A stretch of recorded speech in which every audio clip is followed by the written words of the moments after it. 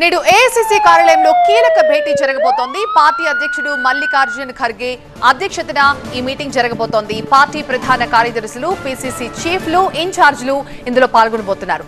హర్యానా, ఢిల్లీ, మహారాష్ట్ర ఎన్నికల్లో అనుసరించాల్సిన వ్యూహంపై ప్రధానంగా చర్చించబోతున్నారు. అలాగే టీపీసీసీ కొత్త అధ్యక్షుడి ఎంపికపై కూడా క్లారిటీ వచ్చే అవకాశం ఉంది. రేవంత్ రెడ్డికి బదులుగా ఏఐసీసీ మీటింగ్ కి ఉత్తమ్ కుమార్ రెడ్డి హాజరు కాబోతున్నారు. త్వరలో హర్యానా, ఢిల్లీ, మహారాష్ట్ర అసెంబ్లీ ఎన్నికలు ఉండడంతో పార్టీ బలోపేతంపై దృష్టి పెట్టింది కాంగ్రెస్. 3 రాష్ట్రాల ఎన్నికల్లో గెలుపే లక్ష్యంగా వ్యూహరచన చేయబోతోంది. ఏఐసీసీ ఇవాళ ఏర్పాటు చేయబోతున్న సమావేశంలో పార్టీ సంస్థాగత నిర్మాణంపై కూడా చర్చించబోతోంది. తెలంగాణ నుంచి మంత్రి ఉత్తమ్ కుమార్ రెడ్డి ఈ మీటింగ్ హాజరు కాబోతున్నారు.